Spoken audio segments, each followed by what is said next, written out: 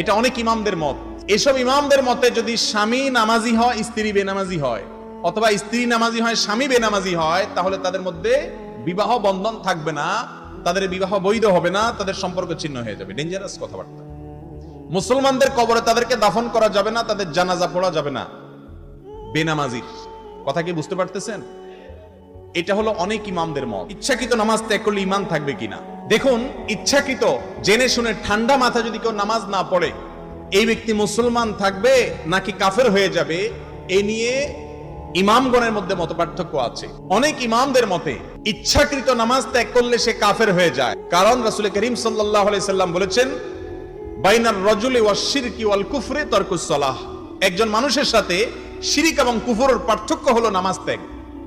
মান তারাকাস সালাতা মুতাআম্মিদান ফাকাদ কাফারা। যে ব্যক্তি ইচ্ছাকৃত নামাজ ত্যাগ করলো সে কুফরি করলো বা কাফের হলো। দুটো অর্থ হতে পারে।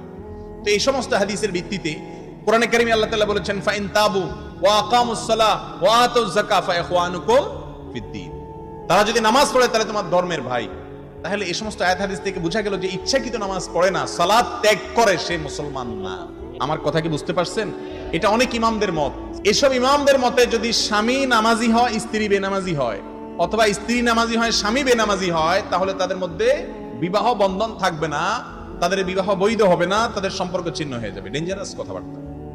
মুসলমানদের কবরে তাদেরকে দাফন করা যাবে না, তাদের জানাজা পড়া যাবে না বেনামাজির। কথা কি বুঝতে পারতেছেন?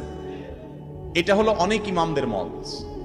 ইমামে আজম আবু হানিফা রাহমাতুল্লাহি আলাইহির মত হলো, যদি কেউ নামাজ না পড়ে আর তার মনের ভিতরে অপরাধ বোধ থাকে, অপরাধ বোধ বুঝেন তো কি, সে বলতেছে যে আসলে নামাজ তো পড়ি না কিন্তু পড়া উচিত, এটা অন্যায়, আসলে দোয়া করেন শুরু করব, আসলে ঠিক হচ্ছে না, তার ভিতরে একটা ভয় কাজ করে, স্বীকার করে সে, এরকম যদি হয়, ইমাম আজম আবু হানিফা রাহমাতুল্লাহ বলেন সে কাফের হবে না, যেহেতু আল্লাহর প্রতি বিশ্বাসটা তার আছে, সে ফাসেক।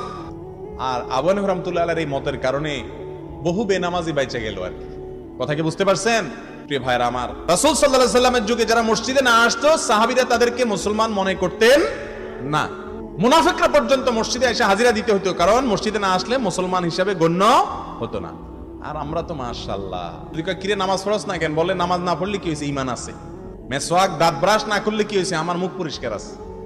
এই কথা যেরকম নামাজ না পড়লে কি হয়েছে, আমার ঈমান আছে, এই দাবিটা অনেকটা সেরকম। মনে রাখবেন, মুসলমান নামাজ ছাড়তে পারে না। মুসলমান